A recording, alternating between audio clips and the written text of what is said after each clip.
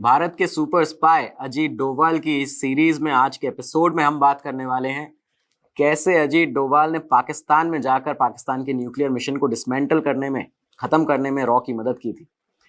किस तरह से वो 7 सालों तक पाकिस्तान में रहे और वहां से सारी खुफिया इंफॉर्मेशन पाकिस्तान की भारत तक पहुंचाई। और आपको ये भी बताएंगे कि कैसे उस समय भारत के ही एक प्रधानमंत्री ने अजीत डोभाल की मेहनत और रॉ की जो इतना बड़ा नेटवर्क था सालों से बनाया हुआ, उसकी पूरी मेहनत पर पानी फेर दिया था। पिछले वीडियो में हमने आपको बताया इसी सीरीज के कि कैसे अजीत डोभाल मिजोरम गए और मिजोरम में जाकर वहां की जो इंसर्जेंसी थी, विद्रोह था, लाल डेंगा का आतंक था, उसको खत्म किया था और सिक्किम मर्जर में कैसे भारत की मदद की थी। आज बात करते हैं भारत के सुपर स्पाई ने पाकिस्तान में क्या क्या किया। तो साल था 1974। भारत की उस समय प्रधानमंत्री हुआ करती थी इंदिरा गांधी। 1974 में ही 18 मई को भारत ने पोखरण में अपना पहला न्यूक्लियर टेस्ट किया। एक सक्सेसफुल न्यूक्लियर टेस्ट था, एक पीसफुल एक्सप्लोजन। इस ऑपरेशन को नाम दिया गया था स्माइलिंग बुद्धा। अब जब भारत ने ये कर लिया तो इसी के एक साल बाद 1975 में पाकिस्तान इसमें इंटरेस्ट दिखाने लगा, न्यूक्लियर एक्सप्लोजन में, न्यूक्लियर जो प्रोजेक्ट है उसमें। उस समय पाकिस्तान के जो प्रधानमंत्री थे वो थे जुल्फिकार अली भुट्टो। तो इन्होंने इस तरह से यहाँ से इसमें इंटरेस्ट दिखाना शुरू किया, न्यूक्लियर जो प्रोजेक्ट था उसके अंदर। ये वो समय था जब पाकिस्तान के अब्दुल कादिर खान, डॉक्टर AQ खान, ये जिन्हें पाकिस्तान के न्यूक्लियर बॉम्ब का जनक भी कहा जाता है, father of nuclear bomb of Pakistan, तो ये उस समय हॉलैंड में एक यूरेनियम फैसिलिटी में काम कर रहे थे, यूरेनको में। ये वहां पे काम कर रहे थे। इन्हें पता चल गया था कि पाकिस्तान अब इसमें न्यूक्लियर प्रोग्राम में इंटरेस्ट दिखाने लगा है। तो उस समय इन्होंने पाकिस्तान के जो प्रधानमंत्री थे भुट्टो, उनको एक ऑफर दिया कि वो पाकिस्तान में आकर वहां पे न्यूक्लियर प्रोग्राम के लिए काम करना चाहते हैं। भुट्टो ने ऑफर जो था उसको एक्सेप्ट किया और 1975 में ही यूरेनको से हॉलैंड में सारी जो वहां की सीक्रेट इंफॉर्मेशन थी, खुफिया इंफॉर्मेशन, जैसे ब्लूप्रिंट्स हो गए और जो कंपनियां हैं जो तमाम सारी जो सेंट्रीफ्यूज मटेरियल सप्लाई करती हैं, ऐसी 100 कंपनियों का करीबन कॉन्टेक्ट डिटेल्स, ये सब ये वहां से डॉक्टर AQ खान चुरा कर पाकिस्तान आ गए। ये जब यहाँ से ये चीजें चुरा लेते हैं यूरेनको की, तो उस समय क्योंकि इंटरनेशनल मीडिया में भी ये सब आ गया, क्योंकि ये सीक्रेट इंफॉर्मेशन थी और ये सब इसके बाद में इन पर केस भी हुआ। इसके चलते पाकिस्तान के प्रधानमंत्री ने रावलपिंडी के कहोटा में पाकिस्तान के अंदर खान को जगह दी और जून 1976 में खान ने वहां पे अपनी इंजीनियरिंग रिसर्च लेबोरेटरी को शुरू किया। अब ये जो रिसर्च लेबोरेटरी थी ERL, ये वहां बनाई जाती है और यहाँ पे पूरा ये लोग न्यूक्लियर प्रोजेक्ट के ऊपर काम शुरू करते हैं। हॉलैंड से इन्होंने जो सीक्रेट इंफॉर्मेशन AQ खान ने चुराई थी, इसकी खबरें इंटरनेशनल मीडिया में आने लगी थी। उसके बाद में इस समय तक क्योंकि चाइना और जो फ्रांस थे वो पाकिस्तान का न्यूक्लियर प्रोजेक्ट में, न्यूक्लियर प्रोग्राम में सपोर्ट कर रहे थे। लेकिन उसके बाद होता क्या है कि AQ खान पाकिस्तान से नॉर्थ कोरिया जाते हैं। ये वहां पे जाके प्रपोजल देते हैं, ये जो ब्लूप्रिंट थे, जो इन्फॉर्मेशन थी उसको बेचने का। वहां पे उन लोगों को जब ये प्रपोजल दिया जाता है, ये भी खबरें यहाँ से इंटरनेशनल मीडिया में आती हैं, तो फ्रांस वहां से पाकिस्तान से अपना सपोर्ट वापस ले लेता है। उसे ये समझ आ गया था कि यहाँ पाकिस्तान की मंशा न्यूक्लियर टेक्नोलॉजी के लिए नहीं, न्यूक्लियर वेपन बनाने के लिए ये काम कर रहे हैं यहाँ पे, क्योंकि इनके इरादे उन्हें ठीक नहीं लग रहे थे। अब ये साल था 1976। अजीत डोभाल 2 सक्सेसफुल ऑपरेशन कर चुके थे। मिजोरम में उन्होंने इंसर्जेंसी खत्म की, लाल डेंगा का आतंक खत्म किया। उसके बाद सिक्किम मर्जर में भारत की बहुत मदद की थी। तो वो एक सुपर स्पाई की तौर पर भारत सरकार के और इंदिरा गांधी के सामने आ चुके थे। साल 1976 में जब मिजोरम और सिक्किम का मसला एक तरह से हल कर दिया था भारत ने, तो अब इंदिरा गांधी और भारत सरकार के सामने अगला जो उद्देश्य था वो ये था कि पाकिस्तान जो मिलिटेंसी लगातार कश्मीर में बढ़ाता जा रहा था, ISI भी लगातार बहुत ज्यादा एक्टिव हो रही थी, तो ये सब इन पर नजर कैसे रखी जाए। और उसके बाद में इंटरनेशनल मीडिया में जिस तरह से ये चीजें चल रही थी कि न्यूक्लियर वेपन के ऊपर पाकिस्तान काम करने वाला है, तो ये चीजें भारत के लिए जानना बेहद जरूरी था। तो इंदिरा गांधी ने एक स्टेप लिया आगे। IB और रॉ की मीटिंग बुलाई जाती है। IB और रॉ की मीटिंग बुलाई गई, वहां पे पता किया कि किस तरह से हम इस चीज को ओवरकम कर सकते हैं, कि हमें ये सब अगला स्टेप इनका पता रहे कि पाकिस्तान के विचार क्या हैं भारत के बारे में, इस समय वो क्या करने वाला है। और ये भी पता करना था कि न्यूक्लियर वेपन क्या पाकिस्तान में बनाया जा रहा है। तो IB और रॉ के ऑफिसर्स ने ये निष्कर्ष निकाला और ये कंक्लूजन पे बात आती है कि कुछ ऑफिसर्स को पाकिस्तान भेजा जाएगा और ये बाकायदा वहां पे जाके लंबे समय तक भारत की तरफ से सीक्रेट एजेंट बनकर रहेंगे। इन्हीं ऑफिसर्स में अजीत डोभाल भी शामिल थे। अजीत डोभाल को 1976 में ही पाकिस्तान भेजा गया। अब यहाँ से चीजें ये होती हैं कि एक टुकड़ी क्योंकि ऑफिसर्स की वो भी थी जो ऑपरेशन ये जो था पूरा, जिसे ऑपरेशन कहोटा नाम दिया गया था, ये जो न्यूक्लियर वेपन के बारे में जानकारी जुटानी थी, तो ये भी वहां पे जाते हैं। अजीत डोभाल भी उस समय पाकिस्तान के लिए गए। तो इस ऑपरेशन को पूरा ऑपरेशन कहोटा नाम दिया जाता है। हाल ही में इसके ऊपर एक मूवी भी बनी थी, मिशन मजनू, जिसमें इसी पूरे ये जो एजेंट्स थे इनमें से एक एजेंट के ऊपर इस पूरी उनकी स्टोरी, लाइफ स्टोरी इसमें दिखाई गई है। ये ऑपरेशन जो था ऑपरेशन कहोटा, इसमें भारत का साथ इजराइल की जो इंटेलिजेंस एजेंसी है मोसाद, वो भी दे रही थी, क्योंकि इजराइल भी ये नहीं चाहता था कि पाकिस्तान न्यूक्लियर पावर बने। पाकिस्तान भेजने से पहले अजीत डोभाल की बाकायदा ट्रेनिंग कराई जाती है, क्योंकि वो लंबे समय तक यहाँ पे रहने वाले थे, पोस्टेड होने वाले थे, और वो 7 साल तक करीब पाकिस्तान में रहे। उन्हें एक मुस्लिम लड़के का, एक यंग मुस्लिम लड़के का गेटअप दिया जाता है। उर्दू सीखी उन्होंने, इसके लिए लहजा सीखा किस तरह से उर्दू को बोलते हैं, और तमाम सारे पाकिस्तान के जो मैप्स थी, लोकेशंस थी, जगह थी, उनके बारे में इंफॉर्मेशन कलेक्ट की। एक जनरल इंफॉर्मेशन जो हर स्पाई को दूसरे देश के बारे में पता होनी चाहिए। ये सब कलेक्ट करके, गैदर करके अजीत डोभाल 1976 में पाकिस्तान जाते हैं। पाकिस्तान जाके वहाँ के रावलपिंडी, इस्लामाबाद, पेशावर तमाम दिन वहाँ पे रहते हैं, घूमते हैं, वहाँ पे पता लगाते हैं चीज़ों का। इस समय तक रॉ के जो बाकी एजेंट्स थे वो भी पाकिस्तान में पहुँच चुके थे। तो अब होता यह है कि इस समय ये नहीं पता था कि ये जो लेबोरेटरी है खान की वो है कहाँ। तो रॉ का एक जो नेटवर्क था, रॉ ने अपने नेटवर्क से ये उनको इंटेल मिला और वहाँ से इन्होंने ये पता किया कि ये जो लेबोरेटरी है वो पाकिस्तान के रावलपिंडी के कहोटा में है। अब ये कहोटा जो जगह है वो एक छोटा सा पाकिस्तान का पहाड़ी शहर है। आज के टाइम पे काफ़ी डेवलप हो चुका है, लेकिन उस समय ये बहुत वीरान एक जगह हुआ करती थी जो बहुत ज़्यादा खाली रहती थी। तो अब अजीत डोभाल के सामने एक बहुत बड़ा चैलेंज था, रॉ के एजेंट्स के सामने भी ये चैलेंज था कि अब लेबोरेटरी का तो पता चल गया, लेकिन ये कैसे कंफर्म किया जाए कि इसके अंदर न्यूक्लियर वेपन के ऊपर काम चल रहा है, न्यूक्लियर प्रोजेक्ट के ऊपर काम चल रहा है। तो ये जो एजेंट्स थे इन्होंने ट्रैक करना शुरू किया, क्योंकि ये जो लेबोरेटरी थी यहाँ पे तमाम सारे साइंटिस्ट, उस समय उनका आना जाना लगा रहता था। भारी तादाद में यहाँ पे साइंटिस्ट लगातार आते जाते रहते थे। तो इन एजेंट्स ने उन साइंटिस्ट को, उनमें से कुछ को टारगेट किया और उनका पीछा करना शुरू किया। अब इस समय तक क्योंकि साल 1977 ये आ चुका था, 1977 में भारत में यहाँ पे चुनाव होते हैं और पहली बार देश ये देखता है कि जो अपोजिशन पार्टी थी वो सत्ता में आ गई थी। पीएम इंदिरा गांधी थी, लेकिन वो चुनाव हार जाती हैं और नए पीएम बनते हैं मोरारजी देसाई। अब मोरारजी देसाई, इंदिरा गांधी के टेन्योर में जो ये रॉ बनी थी, एक तरह से रॉ को इंदिरा गांधी का इनिशिएट कहा जाता है, तो ये रॉ से नाखुश रहते थे। मोरारजी देसाई को ऐसा लगता था कि इंदिरा गांधी ने रॉ का मिसयूज़ किया है और रॉ का यूज़ उन्होंने जो अपोजिशन लीडर थे उनकी जासूसी में किया हुआ है। तो इस तरह का उनका थोड़ा एक व्यू पॉइंट था रॉ के लिए। तो पीएम बनते ही 1977 में मोरारजी देसाई ने जो रॉ का बजट था उसको 30% कम कर दिया। ये यहाँ पे भारत में चल रहा था। वहीं पाकिस्तान में अजीत डोभाल और रॉ के एजेंट्स जो थे उनके सामने एक बहुत बड़ा चैलेंज ये था कि वो लगातार इनका पीछा कर रहे थे साइंटिस्ट का, लेकिन पता नहीं चल पा रहा था कि आखिर यहाँ पे न्यूक्लियर प्रोजेक्ट पे काम चल भी रहा है या नहीं।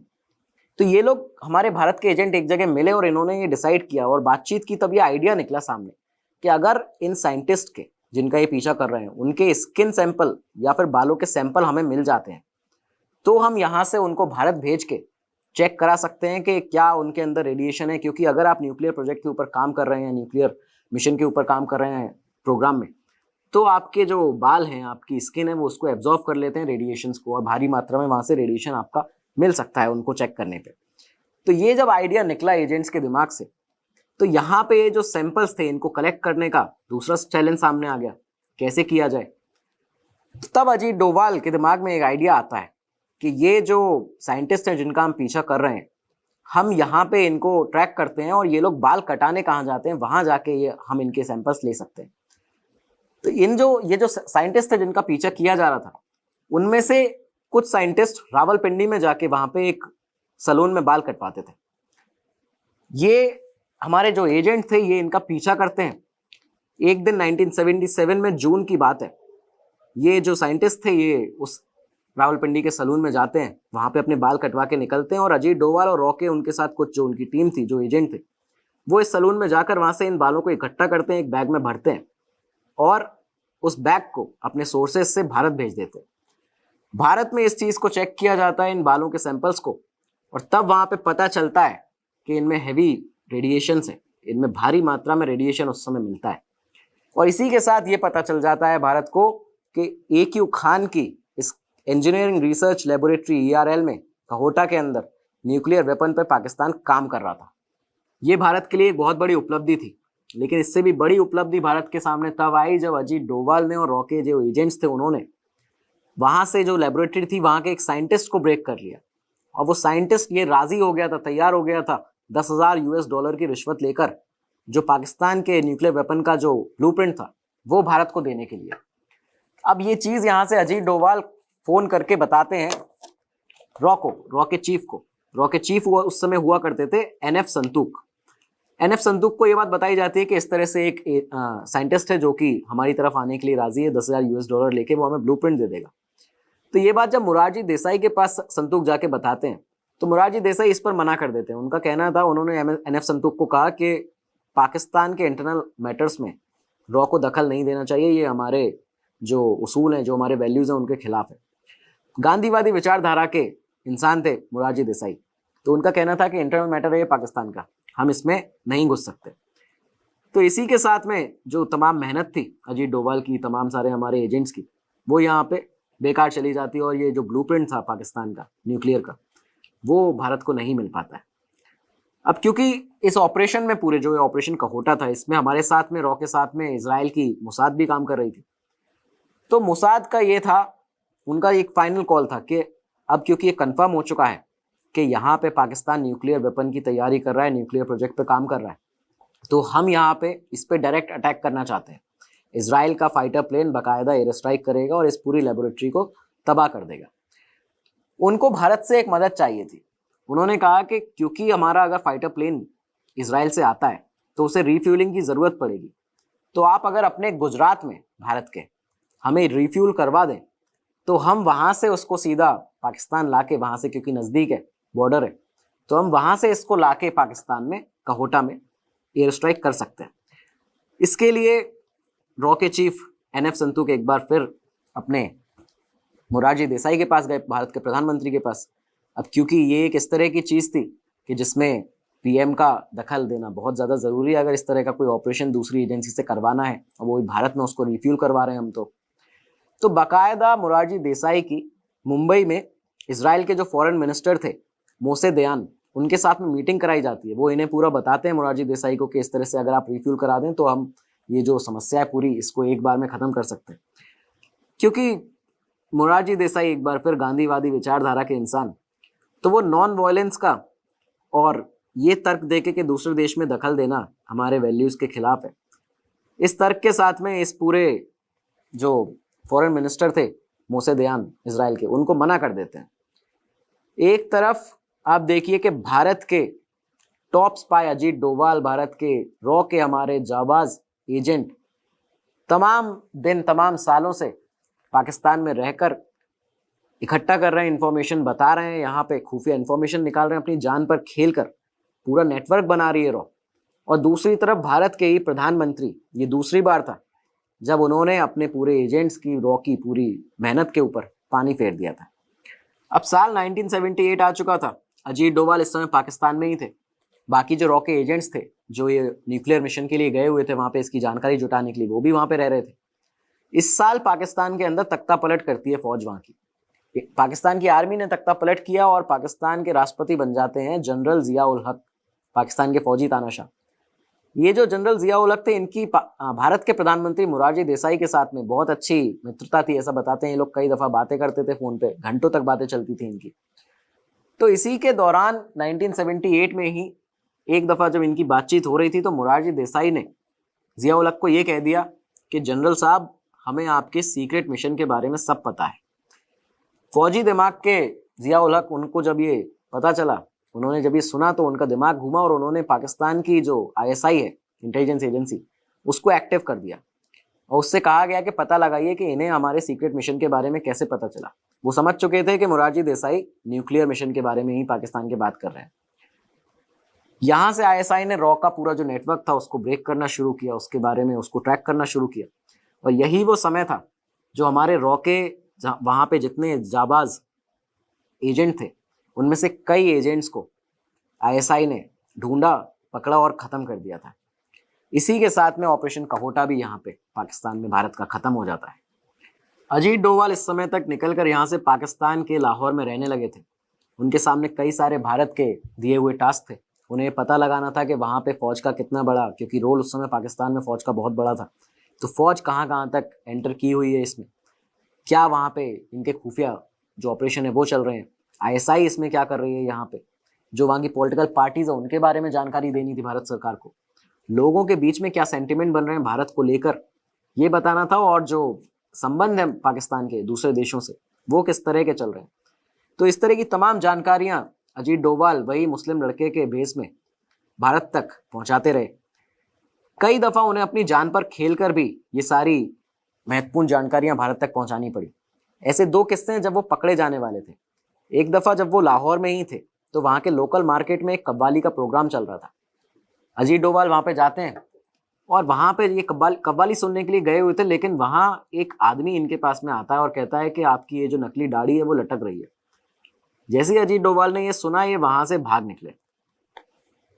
इसी के बाद इन्हें अपना जो पूरा हुलिया था जो लंबे समय तक कैरी कर रहे थे उसको उन्हें चेंज करना पड़ा।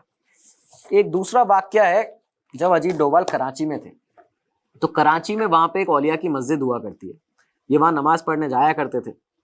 तो एक बूढ़े आदमी ने, जो मौलाना की तरह लग रहा था, उस आदमी ने इन्हें पकड़ा और इनसे कहा इनके कान में कि तुम हिंदू हो, और ये कहकर वो इनको अपने घर पे ले गया। कहता है कि मेरा पास में ही घर है, वहां पे चलिए। घर में ले जाके इनसे कहता है कि तुम हिंदू हो और तुम यहाँ पे भेष बदल कर घूम रहे हो। तो इन्होंने बताया कि नहीं, मैं कट्टर मुसलमान हूँ, मैं मस्जिद में आता हूँ, मैं नमाज पढ़ता हूँ, मुझे तमाम चीज़ें याद हैं। तो उसने कहा कि नहीं, तुम्हारे कान छिदे हुए हैं, तुम हिंदू हो। तो इन्होंने कहा कि हाँ मैं हिंदू था, लेकिन मैं कन्वर्टेड मुस्लिम हूँ, मैं बाद में कन्वर्ट हो गया, मैं मुसलमान बन गया। लेकिन वो अपनी बात पर अड़ा रहा। उसने कहा कि नहीं, तुम हिंदू ही हो और ये जो तुम्हारे कान के छेद हैं इनको बंद करवा लो, वरना ये लोग तुम्हें पकड़ सकते हैं। और फिर उसने इन्हें बताया डोभाल को कि वो भी एक हिंदू था और भेष बदल कर यहाँ पे रह रहा है, उसके परिवार को पाकिस्तान में मार दिया गया था और जैसे तैसे वो यहाँ पे अपने दिन निकाल रहा है। तो उसने ये चीज़ इन्हें बताई कि भाई आप जो है अपनी सर्जरी करा लीजिए, क्योंकि इससे आप पकड़े जा सकते हैं। उसी के बाद डोभाल ने अपनी सर्जरी कराई, लेकिन फिर भी वो जो कान का छेद है उनके वो पूरी तरह से बंद नहीं हुआ। इतनी दफ़ा पकड़े जाने के डर के बावजूद और पकड़े जाने के बाद पाकिस्तान में किस तरह से उन्हें टॉर्चर करके मारा भी जा सकता था, बंदी बनाया जा सकता था, इसके बावजूद करीबन 7 साल तक पाकिस्तान में अजीत डोभाल रहते रहे और भारत तक सारी खुफिया इंफॉर्मेशन पहुंचाते रहे। इसके बाद 80 के दशक में भारत आकर कैसे अजीत डोभाल ने ऑपरेशन ब्लू स्टार और ऑपरेशन ब्लैक थंडर में खालिस्तानी सेपरेटिस्ट के बीच में भेष बदलकर घुस के वहां से जो सारी जानकारी निकाली है और भारत की सरकार को दिए, रॉ को दिए, ये आपको आने वाले एपिसोड में हम बताने वाले हैं। कमेंट सेक्शन में आप बताइएगा आपको एपिसोड कैसा लगा और अपने विचार कमेंट सेक्शन में हमें ज़रूर बताइएगा। हम आपके लिए अगले एपिसोड्स लेकर आते ही रहेंगे। तब तक के लिए दीजिए इजाज़त। नमस्कार, धन्यवाद।